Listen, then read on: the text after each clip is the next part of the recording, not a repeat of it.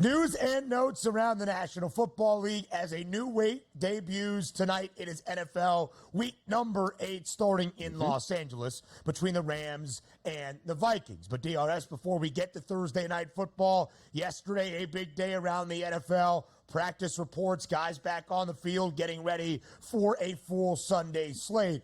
Somebody who might not be practicing much at this stage of his career, whether it was in Green Bay or, of course, last year, not fully healthy. That's a 40-year-old quarterback in Aaron Rodgers. When you look at the injury report for Aaron, he's dealing with a ton of things right now. You can call it whatever is listed here, that he's dealing with a hamstring injury, he's got an ankle, he's got a knee. He's 40 years old. That is really the injury report in what it comes down to. But, Donnie, outside of how banged up Aaron Rodgers is after 7 weeks, the fact that gangrene is 2-5, with another game they absolutely must have on Sunday, and they should, as we will show you in just a moment. When you look at Aaron Rodgers this year, second in the National Football League with the most passing attempts. Only Geno Smith has more. That should not be the case for the 40-year-old quarterback through 7 weeks. But despite having the that's cold, man, to put Robert Saleh in the Aaron Rodgers B-roll right there. Despite having the second most passing attempts, DRS, he has the 28th completion percentage among quarterbacks that have started a majority of their team's games this season. It's sub 62% at 61.7. So he's throwing in a ton. He hasn't been overly accurate or efficient. That's not a recipe for success at 40 years old for the New York Jets.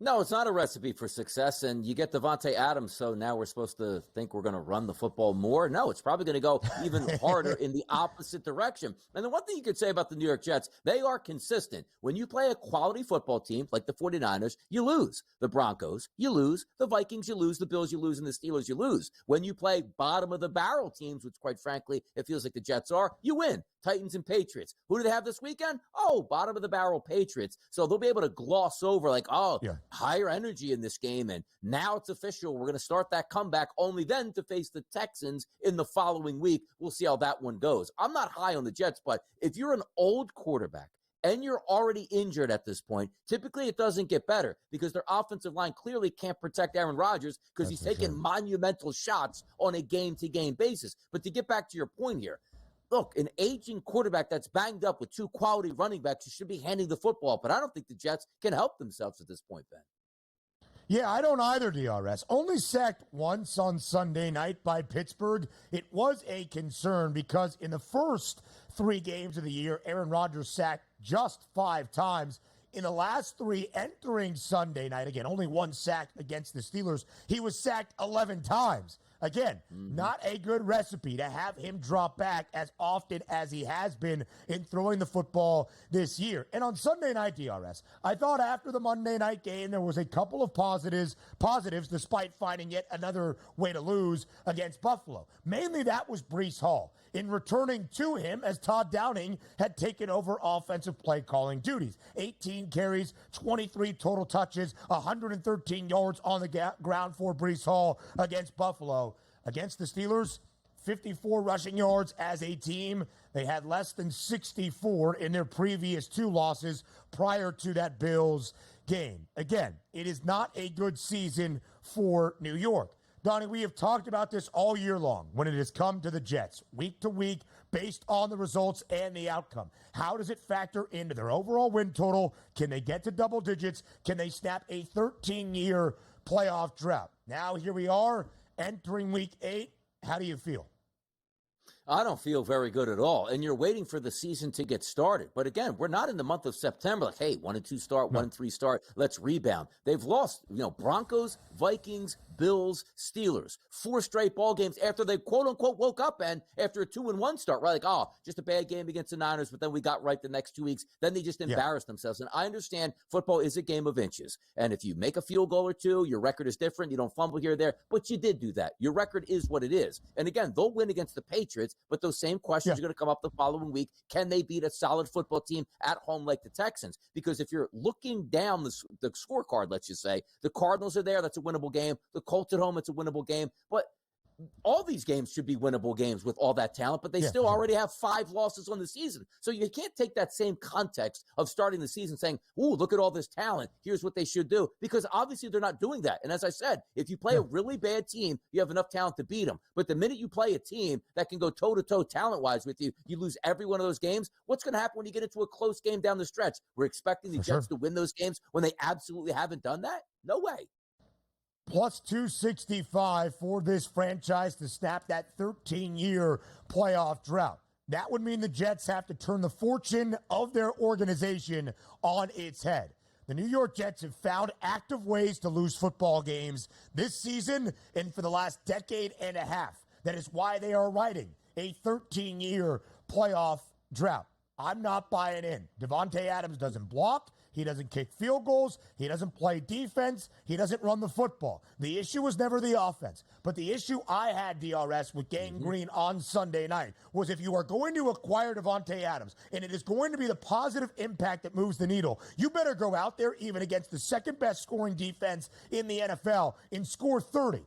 They had 15 in the opening quarter plus, and they were blanked in the second half by Pittsburgh. And then we found out from Aaron Rodgers yesterday that post-game Davante Adams, I just love this team, despite being with the franchise for 5 days, gave the, quote, realest post-game heart-to-heart speech that Aaron Rodgers had ever heard in his 20 years in the National Football League. We heard from Tay himself after the loss on Sunday night in the Steel City saying, yet again, we found ways to cough up this opportunity. It has been the issue with this team. Davante, you've been on the team for less than a week. How do you even know what the issue with the team actually is outside of watching on TV? I guess kind of good news for the Jets, a defense that has really kind of shouldered the burden and has not lived up to being the elite defense it has needed to be in their last few weeks. Hassan Reddick, now under contract on the practice field for the first time yesterday, Donnie.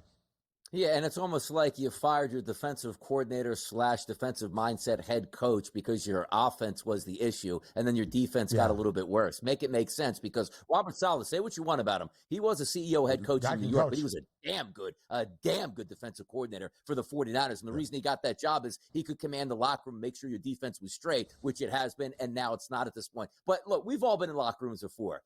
I don't care how good a player you are. I'm sorry. A new kid transfers into your high school. You play a game on a Saturday afternoon, and he stands up after 4 days like, the energy is so low in this locker room, I can't take it. And then somebody should raise their hand and be like, bro, you came from the Raiders. You guys were terrible. What are you talking about? Why don't you raise the energy out for the Raiders? Now you're going to tell us we don't have energy? Stop it. Come on now. Go rehab your hamstring injury and tell me you're okay. Garrett Wilson must be having zero fun at Listen, New York City rent, very expensive. You wonder if you can build that inside even a penthouse. A ton of midweek changes to get ready for week number 8 around the NFL. New quarterbacks stepping up and in because of injuries, and new offensive play callers in Cleveland. New quarterback first. Jameis Winston takes over for the injured Deshaun Watson, not the second-year pro Dorian Thompson-Robinson, who was the second-string quarterback last week, and Jameis was the reserve emergency third-string QB. Jameis Winston has played in 5 games this year for the Browns, his first in the land. He has attempted only 12 passes. What might be even more interesting, DRS, than Jameis Winston, the veteran, starting for the injured Deshaun Watson, is the fact that Kevin Stefanski, a 2-time NFL Coach of the Year in his 5 seasons in Cleveland, is handing over play calling duties to new offensive coordinator Ken Dorsey, who last year, of course, was the OC in Buffalo, was fired midway through the year. They turned over play calling duties to Joe Brady. What do you make of the situation for a Browns team that is a dreadful 1-6 to start this season? It's not going to get any better. You look at those games, too. 7 games through, Ben. They haven't even got to the 20-point marker. 17, 18, 15, 16, 13, 16, and 14. You're not winning very many football games, if any, in the National Football League doing that. So now you say, all right, let's change the play caller. And maybe Kevin Stefanski is doing this to sort of save himself. Like, this team is so bad. Like, if I hand it off, and Dorsey doesn't have any success for the next 5 weeks. Well, it's not my fault. It's just the bad players that we have. And granted, he's right. The offensive line that was so big and physical in the past, banged up and not as physical now. Yes, Chubb is coming back, but who knows how healthy he's going to be down the stretch. Wide receiving core is basically Judy now at this point. And also, you're about to deal with in a week and a half. You're going to lose even more players at the trade deadline because this season is up in smoke. Is it cornerback you're trading, defensive lineman like Myles Garrett, who a contender would love to have, and you can get a premium back, maybe a first-round draft pick, and more for him? Those are conversations you're going to have in the room. But you're going to play. Listen to this, though. It's not as if, let me give you a soft landing spot. Let's play the Giants and the New England Patriots next week. It's the Ravens, it's the Chargers, it's the Saints, who will probably be healthier at that point, the Steelers, the Broncos, the Steelers, the Chiefs, the Bengals, the Dolphins, the Ravens. I know you can't. Any given Sunday, you can win on any week here. This is such a bad team that's getting even more injured and hurt on a week-to-week basis, and the deadline's coming up. Honestly, what is their over-under now from here on out on that schedule? 2 wins? Realistically, maybe 2 wins? It's literally what it is, odds maker, right side. 3.5 is the updated win total for the Cleveland Browns. They have the second shortest number to have the worst record in the NFL this year at plus 230. The Patriots have that best or shortest price at plus 220. The other one-win team in Carolina is plus 320 as well. And Donnie, we've done this song and dance with Cleveland pretty much every single offseason since Baker Mayfield was drafted first overall. Of course, Baker is in Tampa now. There's always optimism because of how talented the roster is outside of the quarterback position. And even last year, Kevin Stefanski guided Joe Flacco in Cleveland to 11 wins and a playoff berth for the Browns. This year, it's very different. Listen, they're a 9.5-point home dog in front of the dog pound on Sunday against maybe the NFL's best team, but certainly the hottest team in the National Football League at this moment. That's the Baltimore Ravens on a 5-game win streak. Maybe they can cover. They've only covered once in their 6 losses this year. It was 2 weeks ago against Philadelphia as an 8.5-point road dog. And to your point, Donnie, right there at the end of that little clip reel about Cleveland, we saw Myles Garrett. If there's any player that has some value to the rest of the NFL that could be dealt ahead of the deadline, it is probably their very talented defensive standout for Cleveland. Yeah, hey, look, another rebuilding Cleveland. Get ready for that one. They haven't heard that all so many times before. And you take a look even at that Philadelphia Eagles game, which was 20-16. That was a blocked field goal that made that closer. And quite frankly, if that game was another minute and a half longer, the Eagles, after that A.J. Brown pass, would have been in the red zone, probably punched in a touchdown. They would get no covers out of the Cleveland Browns. There's nothing worse for morale inside a locker room when you know you might not be there in a week and a half to 2 weeks. Your season is already over in your month of October. Now some of these players are going self-preservation mode. And the organization will do the same by saying, let's look at some younger players in some of these key roles down the stretch. And as we just pointed out, that schedule, that's not an easy one at all. This Brown season went up in smoke very quickly. A very difficult spot for Jameis Winston to make his starting debut in Cleveland.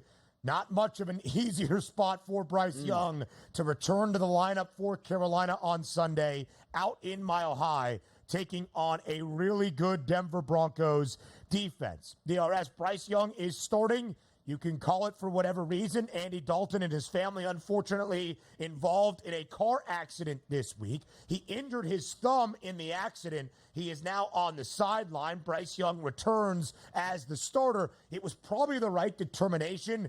Andy Dalton's giving you a whole bunch of nothing. You're a one-win football team. You have only covered in that one outright victory this year for the Panthers as an underdog in all 24 games since the start of last year. You are 5-17-2 ATS.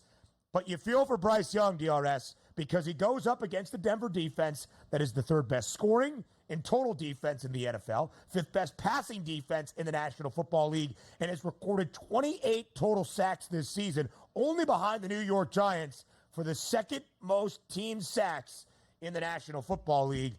Have fun, Bryce. Yeah, have a lot of fun here because you're looking at that. We had the little fun, right, with that Raiders game, 36-22. Hey, Andy Dalton, look how much fun that was. It was okay against the Bengals. Then the bottom fell out as it should with Andy Dalton with an untalented roster. He scored 10 points, 20 points in a blowout, and then 7 points where the Commanders absolutely destroy you without their starting quarterback. Now you're going into Denver, into elevation with a team that's going to be fresh coming off that blast that they had against the New Orleans Saints. This isn't a good look. And also, from a Bryce Young standpoint, I guarantee you, Ben, they told him when he got sat down against the Raiders, this is going to be an extended layoff. We might bring you back at the end of the season, try to get refocused here. Bryce Young's telling you, why prepare each and every week like I'm the starter? He wasn't ready to be the starter this week, and I think it's going to be a show. And also, that wide receiver room that at least was running routes, thinking they might get the football, they're back to being dead on arrival. Like, we're never getting the football. Let's go dink and dunk down the field. Get ready, Chuba Hubbard, Miles Sanders. This should be your day here. Let's run it into the ground. A lot of cardio for Deontay Johnson and Adam Thielen. But at altitude, tough day on Sunday for those Panthers wide receivers. You feel for Bryce Young because even if it's not in Charlotte, maybe somewhere else in the NFL as an audition, not a good look on Sunday. Other headlines next. The NFL drama entering a new week. Good for Robert Saleh, making his way to the outskirts of Lambeau Field yesterday in Green Bay, Wisconsin. His old buddy, Matt LaFleur, of course, the head coach of the Packers. He was there at practice yesterday. LaFleur telling reporters afterward he might work in some sort of advisory role on Green Bay's staff. That's fantastic. You go to the place where Aaron Rodgers spent 18 years for a guy that he did not like at the end of his tenure. That is Matt LaFleur. And you just needle him. You just stick it in his side. You want to kick me out of town? Well, I'll go to the place that thinks that you are a legend and make sure that I leave a lasting impact as well. Good for Robert Saleh, who was scapegoated in this entire thing in terms of his tenure with the New York Jets. Yeah, he'll be a defensive coordinator in the NFL next year. And it's also always good, like, once you can sort of step away from a situation that was extremely toxic, as we know, in New York. The benefits went both ways, though, to be honest, because Robert Saleh, I don't think, would have made it through another year unless Aaron Rodgers actually gave him his blessing in the offseason to the owner to bring back the entire staff. But then when things start going bad, the first guy to go is going to be the coach, not the high, expensive, overpaid, aging quarterback at this point. But I like the fact that he's going to Green Bay, getting a look at what a real winning organization looks like once again, which he saw for the San Francisco 49ers, staying involved in the game, and it'll only help him going into next year. So I love when coaches do that. Not, hey, I got fired and let me get a one-way ticket to, where was it, Thailand or Singapore, which our offensive coordinator guy did in the NFL. Yeah, exactly. Cliff Kingsbury. Cliff Kingsbury. Well, I don't know when I'm coming back. At least he's staying in the market and having some fun at this point right now. So no one-way tickets here for Saleh. Maybe a one-way to Green Bay.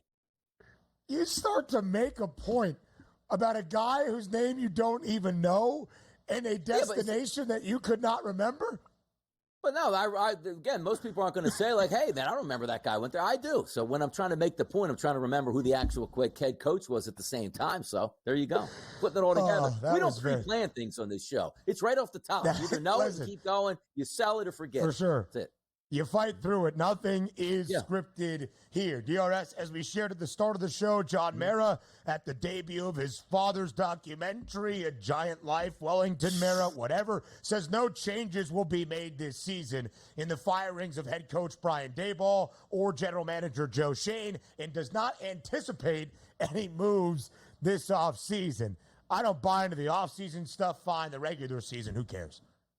By the way, the Giants are doing everything backwards. Like, you save Pop's documentary for when you're good. Save the off season for the Giants when it's not your worst off season in the history of football and put it on TV. And how about save your throwback jerseys that look awful that people will probably pawn off as, oh, they're okay if your organization is good. Everything the Giants do is terrible, which includes their general manager, Joe Schoen, and their head coach, Brian Daboll. The minute they okayed the situation to bring Daniel Jones back, that means they were in bed that whole time with their you throw it out. Throw the baby out with the bathwater. The owner's got to go. The general manager's got to go. The head coach has to go. And this coming from a guy that absolutely loved the move for Brian Daboll to go to New York. But he proved his mettle by saying, you know what? Daniel Jones is our franchise guy. Congratulations, Brian. You're a terrible head coach. Just for that one thought, you should be fired. Here's the really interesting dynamic with Daniel Jones. All of the guaranteed money was paid up front. There's really not anything on the books that is drastic after this season. So I wonder if that gives Shane and give Dayball a another little bit more life.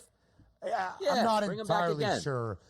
Yeah. So, DRS, injury news, as we know and as we anticipated, Jaden Daniels not really on track to play in what should have been a great matchup of 1 versus 2, Caleb Williams and the Bears, Daniels and the Commanders on Sunday in Washington. Did not practice yesterday due to a rib injury. The Bears are a 2.5-point road favorite. All signs that Jaden Daniels, unfortunately, not likely to play on Sunday afternoon. Yeah, shout out the NFL for sliding that game into the 4 o'clock pier, which is now a dead football game that nobody cares about. Caleb Williams taking on Marcus Mariota when you actually could have had Joe Burrow taking on Jalen Hurts at 4:25, and your boy DRS actually could have watched that entire game. Now he'll be driving and not be able to watch half of that football game against Cincinnati. So shout out the NFL for losing that argument there. Great job. Great job. I knew there was some personal angst coming with that. How about this story? Yep. For one of the best kickers, maybe the best kicker in the NFL, maybe the only bright spot for Dallas this year, Brandon Aubrey called for jury duty yesterday in Arlington, misses practice, was selected to be on the jury for a criminal case. DRS, I thought if you had like a job excuse, you could get out of jury duty. Shouldn't you just been like, hey, I kicked field goals for the Dallas Cowboys, and that would have worked? No, you call up and be like, you know what? I play for the Cowboys. You go, what position? Kicker. Yeah, get your ass in here and get the jury duty. You don't even have a job, pal. You're not needed Monday, Tuesday, Wednesday, Thursday, Friday, or Saturday. Get your ass. You know what? Next week, you're going on federal jury duty as well, pal. Get used to it. Welcome to hour number 2, live right here on this Thursday on the early line on SportsGrid. He is Donnie Rightside. I am Ben Stevens. This Thursday begins a new week in the National Football League. Week number 8 kicks off tonight in Los Angeles. Can the Rams resurrect their season and avoid being sellers at the trade deadline, with many of the impactful players in this organization over the last half-decade being on the shopping block? Can the Minnesota Vikings, after suffering their first loss of the season a week ago in an NFC North thriller against the Lions, bounce back and get back into the win column? It's a short week Thursday night football game, DRS. And last week, after the divisional duels to start off the year, it felt like, okay, here we are. We're getting to the middle portion of the year. These short week TNF games are going to be a struggle. We saw the Broncos and the Saints, rookie quarterbacks, rosters that were depleted, playing on a short week.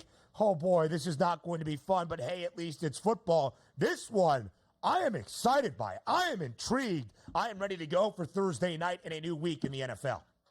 Yes, me too. And also, we do have a pretty good matchup tonight. And the reason I say that is, this is one of those games that separates the men from the boys. Because if you're just looking at betting statistics, Ben, this is one of the best one you're going to get this year. If you look at both of these teams, just record, it's like, man, I don't understand. Minnesota's a much better team. Understand, it's very hard to play on the road on Thursday night, particularly when you're mid-season or later. And this isn't one of those environments, Ben. It's like, okay, the Eagles are going to travel to Washington, or Washington's going to travel to Philadelphia, or the Giants are going to travel down to Philadelphia and play. Where it's like, just get on a train, you're there in an hour to an hour and a half. This is a very long flight. Now, if you go to the FanDuel Sportsbook right now and you take a look where that opening line was, Ben, it was a 3-point favorite for the Vikings. You look now live at the FanDuel Sportsbook, it's a -2.5. Say, oh, that's normal. We might be getting some action on the Rams, but we're not getting any action on the Rams, Ben. You look at this number, 90%.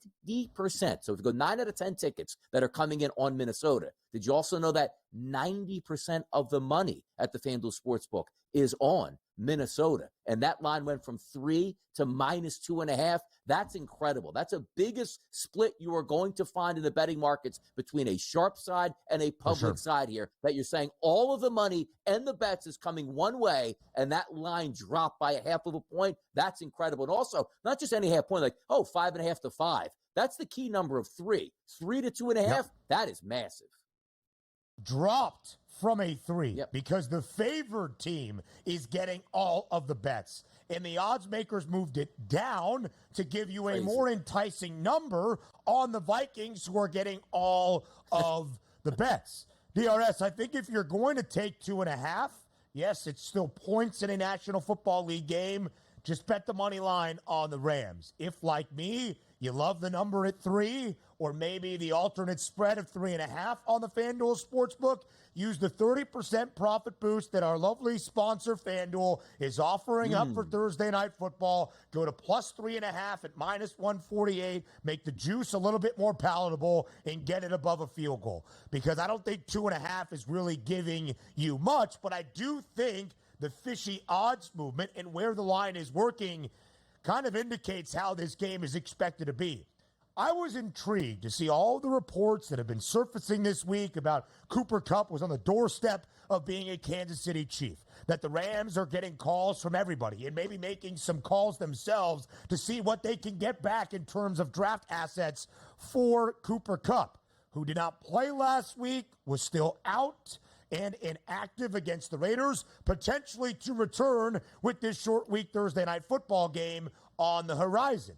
And I was a little bit surprised to see some of the trade rumors on Matthew Stafford and where the veteran quarterback might end up. Why am I surprised? Well, the Rams are a 2-4 football team who won their second game of the year last week by 5 in a tight one against the Raiders, despite forcing 4 turnovers from Gardner Minshew and not covering as a full touchdown favorite at home.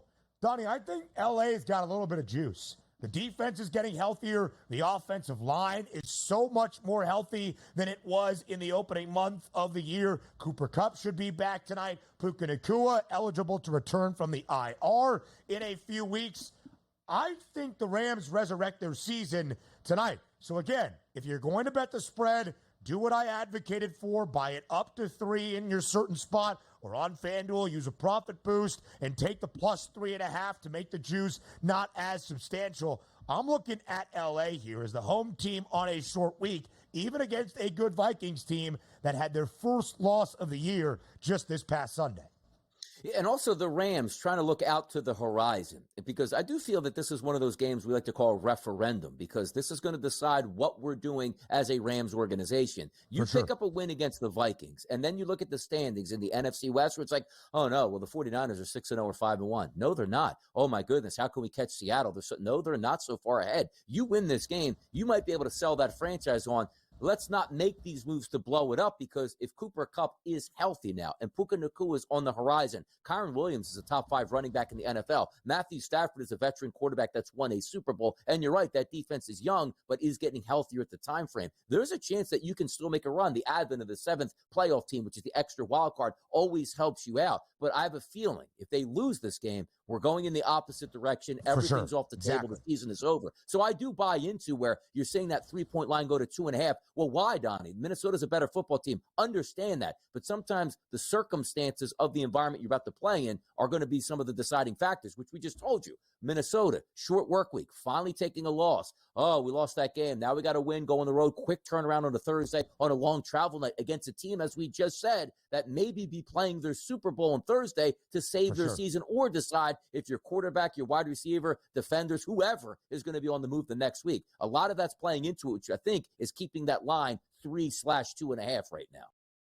No doubt about it, DRS. If for whatever reason I am wrong, the Rams do not resurrect their season, they don't win outright this week, even if they cover as a 2.5, 3.5 point underdog, depending on how you want to play the spread, they are going to be a 2-5 football team, probably looking to the future of their franchise. A huge game for the Rams, who are 1-4 against the spread as an underdog this year. A dog in 5 of 6, their first game as a true favorite. Last week against Las Vegas, they did not cover. Last year as an underdog, 6-3-1 against the number. Much better. Minnesota, who was perfect and unbeaten entering last week at 5-0, suffered their first loss against Detroit, but in a great game, also covered in their opening 5 victories of the year. Donnie, when the line was at 3, though, in favor of Kevin O'Connell's Vikings, it was the largest spread in their favor all year long. 10-9-2 against the spread since the start of 2022. That was the first year under Kevin O'Connell. We have shared a lot about the outlook for the Rams, how crucial this game is. A win total in the preseason at 8.5, expected to flirt with the postseason for a second straight year. That has dropped now to 6.5. You see the playoff price from -112 to +610.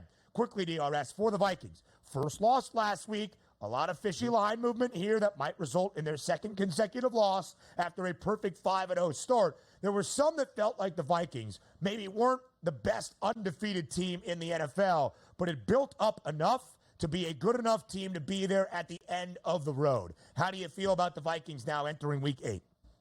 I still like the Vikings. Do I think they're on the top pantheon? No, I don't even think they're the top 2 team in their own division, but they're still a quality football team that looks like they're probably going to make the playoffs. But if we keep it simple, too, if you look at the Rams' schedule, remove that anomaly game against the Cardinals, which is 41-10. The other games, Detroit, who I think is the best team in the NFC, 26-20 on the road. The 49ers, who they beat 27-24. Back-to-back loss against the Bears and the Packers, good teams by a touchdown or less. This team will fight you.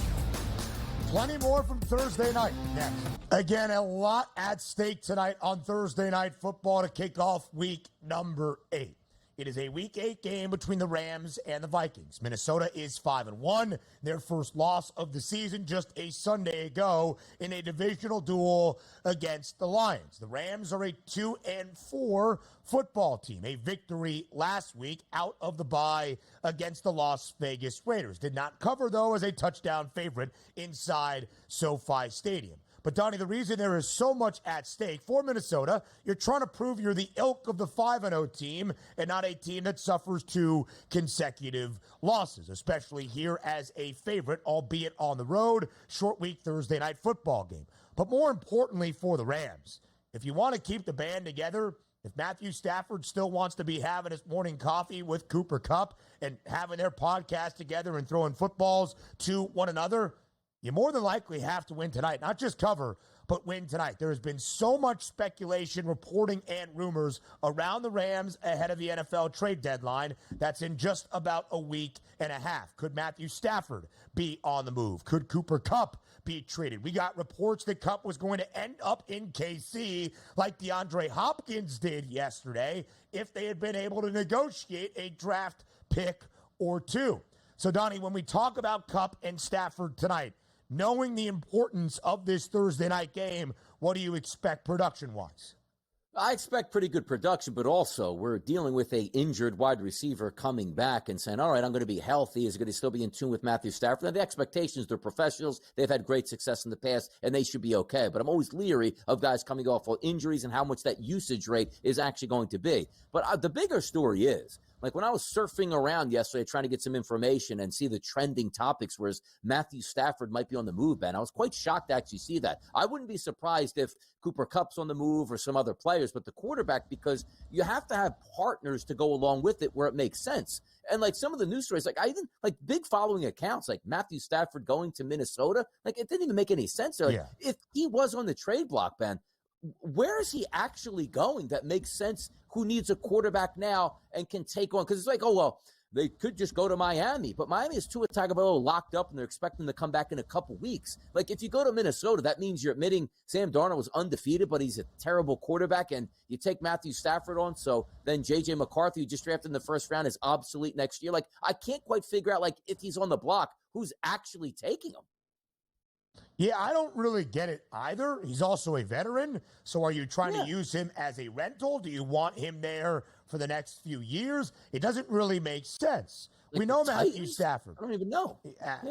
I don't know. Yeah, exactly. And you would still think the Titans then would invest in moving forward with a young quarterback if you're going to have one of the worst records in the NFL, despite the investment that clearly has failed with Will Levis. We know what Matthew Stafford is. This year, though, the number's not overly gaudy. 3 touchdowns to 4 interceptions. Again, DRS, on Sunday, there were reports that Cooper Kupp was going to return for his first action to take on the Las Vegas Raiders since very early in the season. He did not. He was still inactive. The Rams found a way to win that football game. The thought was, okay, he didn't come back on Sunday, knowing what the Rams have on the horizon. Huge Thursday night game on a short week, hosting the Vikings. There are props out for Cooper Kupp tonight. 6.5 receptions, 66.5 receiving yards, to find Pater at plus 130. There were some that thought, hey, Cooper Kupp is back on Sunday. Stafford is going to deliver him the football nonstop. What do you expect out of Cooper Kupp tonight? It's interesting because that number was in the low 60s at FanDuel when that opened up and now pushed up to 66.5 because I think everybody has that same mindset too. If Cooper Kupp is back and he's healthy, that's Matthew Stafford's best friend out there. Fantastic quarterback, great arm, can hit you at any angle slot you have. And Cooper Kupp is one of the more dominant slot receivers. And if you factor on they might be losing that game with a total in the mid to high 40s, he's going to be getting a lot of looks, and I understand that. But also at the same time, as I said, you're coming back from injury. How effective are you going to be? How many routes are you actually going to run? But also, you get from an injury standpoint, Ben, and sometimes I always look at this like, hey, I'm going to hold out hope on Sunday to see if a guy plays. He's a game-time decision. What are you doing here? So you're telling me that he might not be ready to play, hope we give it a go. Take that guy out of the equation. But Sunday, he's not ready to go there, but he's going to be full go on Thursday at that point. Like, it's not a full week or week and a half, or let me give you the extra week. There's not a lot of gap. So if he wasn't ready to play Sunday, which they're telling you, now he's 100% ready to play on Thursday night. So it's one of those guys where I would like to bet, maybe alt it a little bit lower and used it in the same game parlay. Could make some sense. But I've been down this block before. The same time I was asked multiple questions on Monday night. Donnie, what do you think about Mike Evans? Well, if he's healthy and plays, he's going to be fantastic. But the guy's a hamstring injury. It's a no bet for me. If you had the anytime touchdown market, fantastic. You got it right off the bat. But if you had anything else, you lost that wager. Betting on injured guys playing in football games or the expectations, you got to lower those drastically. He's probably not going to be on my board tonight, Ben. Yeah, DRS, I would have to agree, right? When you look at Cooper Kupp, and we know the relationship with Matthew Stafford and how prolific it has been. He was banged up in week 2 against Arizona, but in week number 1, in the high-scoring game or relatively high-scoring game in overtime against Detroit, he had 21 targets, 14 grabs, 110 yards, and a touchdown. Again, even if he's not 100%, but is out there the entirety of the game. You split those numbers in half. He's more than likely over his props, except for the receiving yards number, but flirting with it if he's got 7 or 8 grabs tonight. But I do agree, DRS. We look at things, right, as, hey, the Rams were a touchdown favorite against a porous Raiders team. They didn't need Cooper Kupp for it, and they knew that they would be in a competitive game that could dictate the overall outlook of their season just a few days later on a short week Thursday night. But nobody in the Rams organization would ever admit that was the thought process, right? Hey, we don't need Cooper Kupp for this game against Las Vegas as a one-win football team. So I don't think that was necessarily the decision-making, which does make you question just how healthy is Cooper Kupp, despite the reports that maybe he was ready to go on Sunday. Exactly. You're trying to trust the medical doctors that are in the room, right? You're trying to trust that they have the best opportunity. And Cooper Kupp also has a part where he has to be truthful on what's begging him. And maybe it just wasn't right Sunday. Give me a day or two. I think I'll be fine. That's what you're anticipating. But also keep in mind, the last thing you want to do is run Cooper Kupp out there where he's banged up, unhealthy, has 2 catches for 21 yards and limps around. That's not going to help his draft status. So there has to be a thought process in the room, too. Like, he's ready to go. We're ready to showcase him. Come on and make us offers. Whether it's an impact to win a game or that audition, Donnie is correct. The rest of the props for Thursday next. The players and the props that will dictate the outcome on Thursday Night Football in Los Angeles. We showed you the season-long yardage for Matthew Stafford because of the importance and significance of this short week Thursday Night Football game. Now his prop against Minnesota, 237.5. On the other side, it is Sammy D. Sam Darnold, 243.5, up by about 6 yards from where Stafford is. DRS, first 4 games of the year for Minnesota, multiple touchdown passes in all 4, including a game of 4 and 3 for Darnold. Last 2 weeks, only 1 touchdown to 2 interceptions for Sammy D. How do you compare the quarterbacks entering tonight in LA? It's hard to try to gauge because, again, it's a Thursday night football game. Typically, you have a little bit more of a sloppy performance. Guys coming in banged up, I get that. And I'm not saying we're going to attack the ground game, but I do like the ground game a little bit more than the passing game tonight from a quarterback's perspective. Like, you are looking at Stafford, 237.5, veteran guy, should be able to get over that. But that's a quality defense from Minnesota. Flip it over to Sam Darnold, 243.5. How much are they going to rely on him? As you said, not as hot to start the season. And also the way that the Minnesota Vikings are using him in that offense. Maybe you don't have a book on him for the first 2 to 3 games. Defensive coordinators are smart. They adapt quickly and make those adjustments and changes, and that's what the expectations will be tonight. You look at those touchdown props, over 1.5 for both guys, juiced a little bit differently, and rightfully so. Matthew Stafford over 1.5 at a plus 116. Sam Darnold over at a 1.5 at a minus 122 price. They both should be able to throw at least a touchdown apiece, but I'm not running to the window, Ben, on either one of these quarterbacks, on either one of those props, because we're also taking a look at 2 guys that don't run all that much necessarily, particularly not Matthew Matthew Stafford. So not a lot of angles for me that I love from the quarterback position tonight. Sam Darnold, actually, interestingly enough, in 3 of 6 games this year, half of them has had 15 or more yards on the ground. Ran the ball 4 times for 39 yards last week against Detroit. But the Vikings, DRS, are the 3rd worst passing defense in the NFL. And there's been some that have been slightly skewed because they were up so big against the Packers and Jordan Love went nuclear, and we've seen them throw for a lot of yards. Same against the New York Jets. Aaron Rodgers ended up throwing for a ton because they were down by so many in that game. But last week, the Lions really played from in front. Jared Goff was 22 of 25 for 280 yards and 2 touchdown tosses. So the Vikings not great defending the pass, but a pretty good football team outside of that in terms of their defense this year. This stood out to me, DRS. For the Vikings, 6 games this year, under in 4, over in 2. The only 2 overs for the Vikes against NFC North competition in the high-scoring games against Green Bay and, of course, last week against the Lions. They allowed 60 points in the 2 divisional games. They've allowed 47 points combined in the 4 non-NFC North games this year. The Rams not great defending the run. Aaron Jones, can he make an impact tonight for the Minnesota Vikings? You see the props. It looks good. 67.5, 24 and a hook are those 2 numbers for Aaron Jones. Kyren Williams on the other side has scored a rushing touchdown in 9 consecutive regular season games. His anytime touchdown price, the DRS reflects that at -180.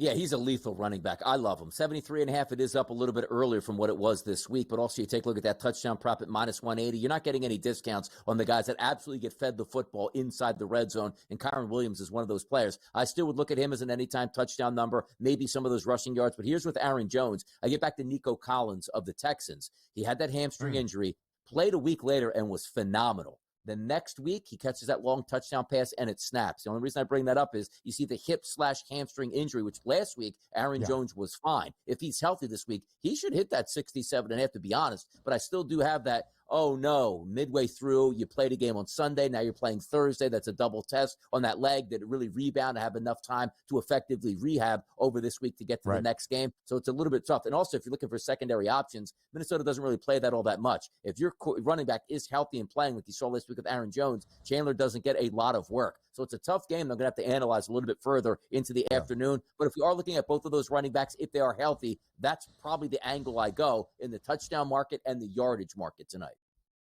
Yeah, Kyren Williams, one of 6 running backs since the year 2000 in this millennium to have 9 consecutive regular season games with a rushing touchdown. Aaron Jones has only scored twice this year, but does have 4 of 6 games where he has had at least 109 scrimmage yards. He has been a great addition this offseason. We'll talk more props with Tom Vecchio later. Just know for Justin Jefferson, he's enjoyed having Sam Darnold as his quarterback. At least 81 receiving yards in the last 5 games. 84.5 is that number. 5 receiving scores for J-Jet this year. We talked about the Rams wideouts and if Cooper Kupp returns, what that looks like.